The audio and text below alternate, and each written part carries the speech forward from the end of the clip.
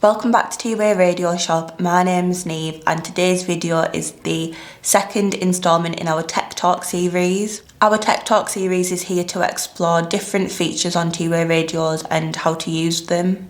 In today's video, we're going to be focusing on the lone worker function. The lone worker feature on 2-way radios has been designed to enhance safety and communication capabilities of workers who are working in isolation.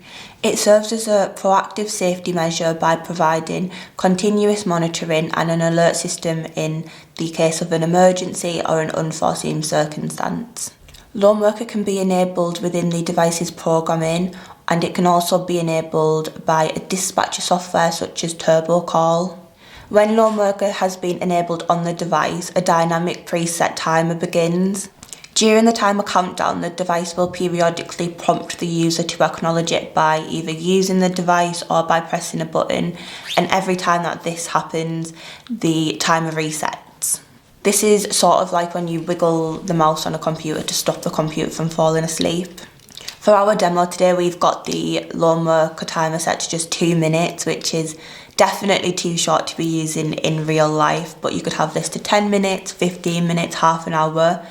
You can set this based on what your company's requirements are for the lone worker check-in. If the worker fails to respond to the prompts on the device within this time frame, then the device will trigger an emergency alarm. The alarm sends a distress signal to either the central command, which is your dispatcher, or to pre-assigned contacts within your contact list on the device. Dispatch can then use the GPS data on the device if available to locate the worker on a map, or they can use the device's ID to identify and reach the worker, and then from there they can assess the situation. This feature can be a lifesaver in industries such as healthcare, security, transportation, or any industries really where an individual might be exposed to risk while working in isolation.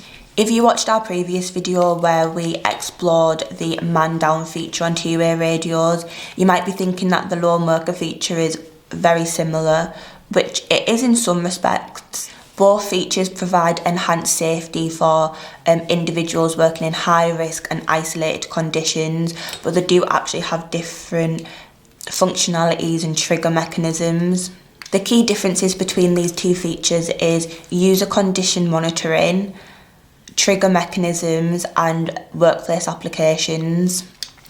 With the monitoring condition aspect, lone worker relies on user-initiated check-ins, whereas man-down is triggered by sudden changes in the orientation of the device. The trigger mechanism to raise the alarm for lone worker is inactivity or if the user forgets to check in, whereas man-down triggers the emergency feature through sudden movement or the radio being tilted past the critical angle. The lone worker feature is more geared towards individuals who are working in isolation, hence the name, whereas man down is more aimed at detecting accidents and falls. Lone worker will only be triggered if there's inactivity on the device after the preset timer, whereas man down can be triggered at any time. So basically, lone worker is more of a check-in style feature and man down is more of a orientation detection feature. The lone worker feature on the 2-way radios offers a wide range of benefits for the company itself and also for the individual worker who's using the feature. So the obvious benefit is that the individual worker will have increased safety and security. The lone worker feature offers a safety net for users who are working in remote and isolated environments by providing a means of requesting immediate assistance in the case of an emergency without having to manually use the device. This gives workers peace of mind knowing that if they're unable to call for assistance themselves, then their device can do it for them. And this can reduce the stress and anxiety that workers can feel when they're working on their own. 2-way radios themselves are a great physical and psychological support tool for lone workers because it gives them the ability to contact colleagues instantly, even if they are geographically isolated. The company as a whole can benefit from lone worker as it helps to reduce risk and reliability for the company by helping them meet various health and safety regulations, and it also demonstrates a commitment to wanting to protect the workers and looking after their well-being. Not only can the feature help to save a worker's precious life, but it can also reduce legal liability for the company if there were to be an accident.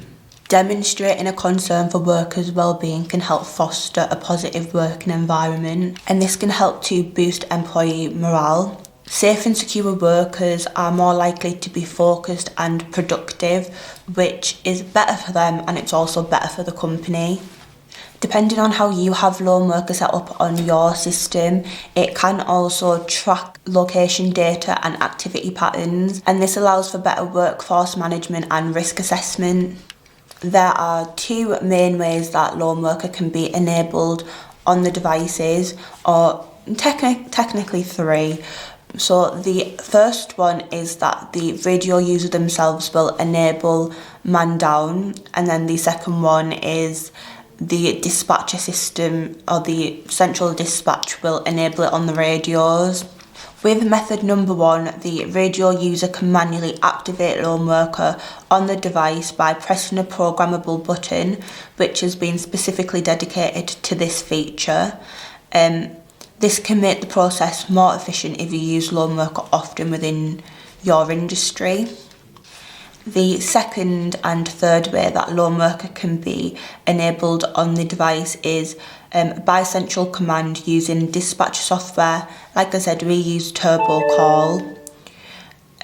The dispatcher can manually enable lone worker on specific devices, or you can create specific rules within the dispatch software where if a radio meets the rule set, the lone worker will automatically be enabled within the device. These rules can take into account the user's location or time of day. For example, a security guard on the empty side of a site on a night shift, their lone worker would be automatically enabled by the system. As with all things, there are some associated limitations with lone worker which deters employees and employers from implementing this into their workforce.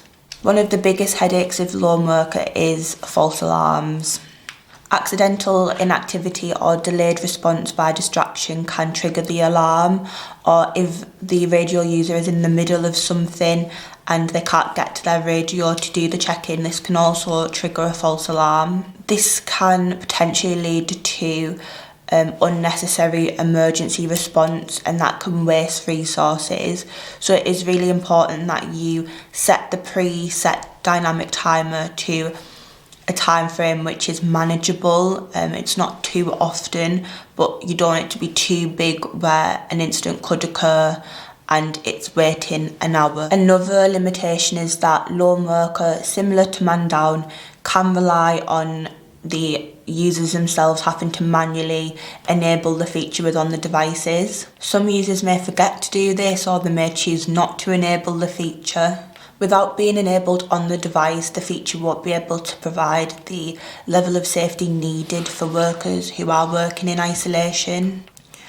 With lone worker, there is also the backup of the dispatcher being able to apply the lone worker feature to devices and the rule set, but these aren't always foolproof.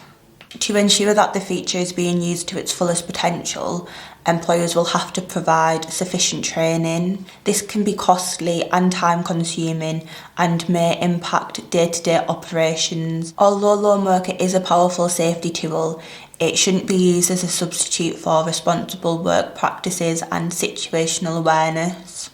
We would recommend carrying out a health and safety assessment to determine which features should be implemented and what the optimal preset dynamic timer would be for your working environment. And that's where we're going to bring our video to a close today.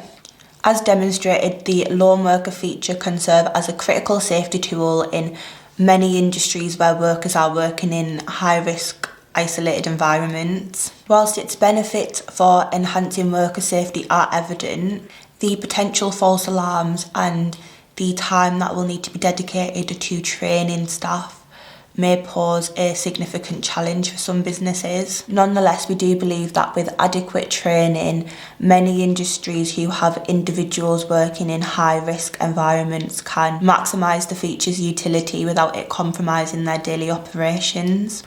Our commitment at 2WayRadioShop is to empower users with the knowledge needed to harness the full potential of the features on their two-way radios. To discuss how lone worker could be implemented into your organisation, you can reach us through the information that's on screen now. And that's it from us today. If you have enjoyed today's video, please don't forget to leave us a like and subscribe to our channel. We put out educational and sometimes entertaining two-way radio related content every other week. If you have any comments or you would like to leave a suggestion on what we should cover in our videos next, then please leave that in the comments down below. That's it from us today, guys. Thank you very much for watching.